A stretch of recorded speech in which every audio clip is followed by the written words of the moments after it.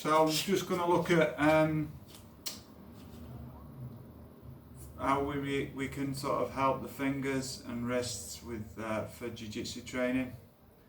Very often when we get certain wrist issues and finger issues, it can come from the tension we're causing in the forearm, not always, and obviously also with the tension, with the gripping, you're going into the elbow where you can sometimes use a ten strap that'll take the tension out. So finger care,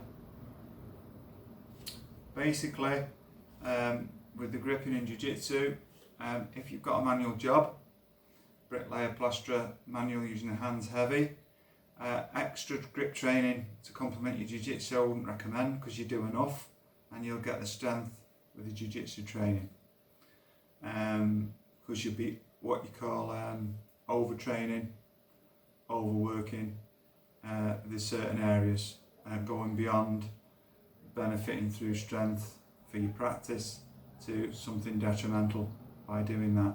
If you've got an office job and you're not using your hands much, you could probably look at strength and grip training to complement your jiu-jitsu.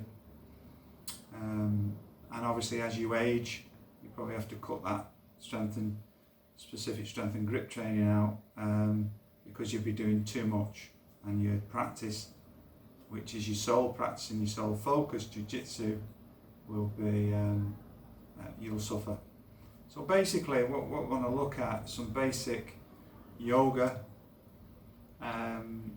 postures that will not only open up the fingers, the wrists, the forearms, the elbows and shoulders, those generally three areas, and if you use the gaze, you're helping the neck as well. So basically you want the shoulders nicely rolled down and relaxed, chin in neutral, interlace, palms together and roll one way. This can be done pre-practice or after practice. I'd certainly recommend it before practice. So you're just isolating the wrists and go opposite.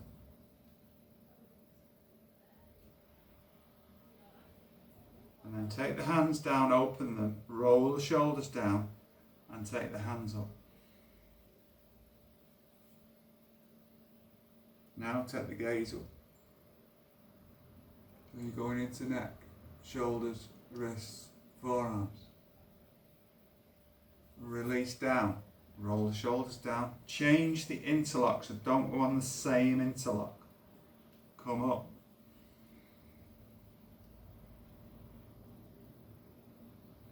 Take the gaze up, release and relax the shoulders. Now bring the shoulders round, the hands round the back, interlace. Roll the shoulders down, lengthen through the spine and raise the hands. And breathe. So you're going into shoulders, wrists and fingers.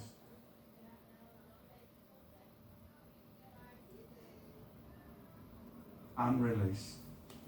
Change the interlock. Come up. Take the gaze up. Lengthen, relax the shoulders. Release on the next exhale. Change that interlock at the back. Roll the shoulders down, raise the hands. Lengthen. You can take this a little bit further by bending into the knees and coming over, but it's strong. Bend the knees to protect the back. Release the head.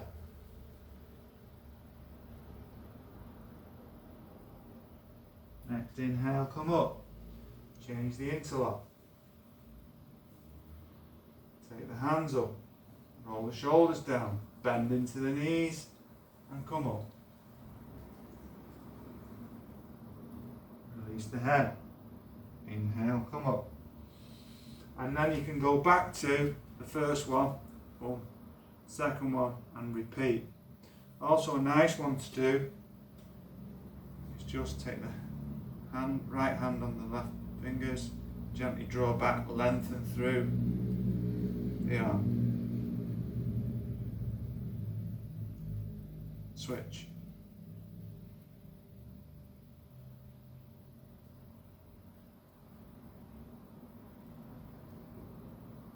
And release.